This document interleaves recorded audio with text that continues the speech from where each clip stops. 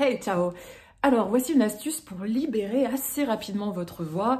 Vous savez, le chant n'est pas une pratique intellectuelle. Le chant est une activité corporelle. On est en cela comme des danseurs, comme des sportifs. Et on diffère des acteurs. Vous savez, les acteurs travaillent avec leurs pensées. Nous, on travaille qu'avec des gestuels physiques. Donc, on est bien différents. Il faut qu'on laisse le corps faire naturellement les choses.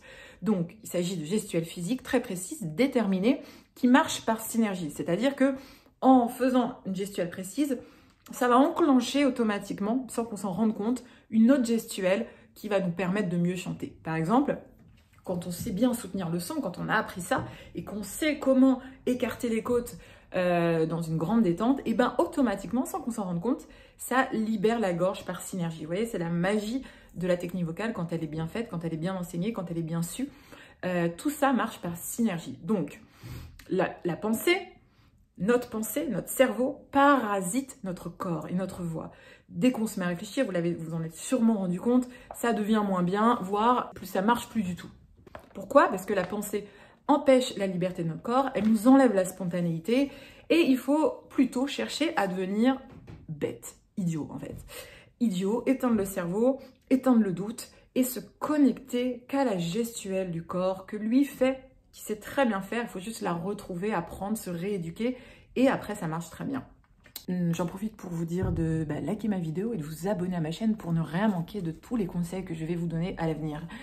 Donc, il y a quand même un problème dans tout ça, c'est que quand on cherche à avoir une plus belle voix et qu'on a des problèmes techniques et qu'on fait beaucoup de techniques, eh ben, il faut quand même comprendre un minimum les choses. On n'est pas obligé de comprendre parfaitement avec les termes adéquats et on n'est pas obligé de ça. Mais quand même, il faut un peu comprendre et comme on cherche à maîtriser, le cerveau est actif. Donc, dans cette phase-là où on apprend la technique, ok, on se dit on fait de la technique. Donc, on cherche à connaître, à reconnaître les gestes, à les identifier. On conscientise les choses. Mais après, il faut le savoir, chercher à tout oublier. Une fois que tout sera automatique, il faudra tout oublier. Pourquoi? Parce que c'est le summum de l'art, le summum du technique vocale, c'est qu'à la fin, il faut qu'elle devienne une seconde nature à tel point qu'on l'oublie complètement. Et c'est ce qu'il y a de plus dur, c'est la plus grande difficulté, mais c'est le chemin et c'est la route pour que la voix se libère, qu'elle devienne très belle, très naturelle, très souple et très harmonieuse. Si vous voulez aller plus loin, profitez-en pour télécharger un kit de démarrage pour recevoir dans votre boîte mail tous les rudiments de la technique que je transmets. Et si vous voulez aussi vous entraîner pour travailler vos aigus, l'ancrage des aigus ainsi que la voix mixte sur toute votre tessiture, téléchargez un cours gratuit dans la description. Il suffit juste de cliquer sur le lien et de vous entraîner. Donc, pour les chanteurs un peu mentaux, cérébraux, sachez que vous allez vous confronter à cet obstacle. Vous allez avoir besoin, envie de contrôler tout ça par votre pensée, mais vous faites fausse route.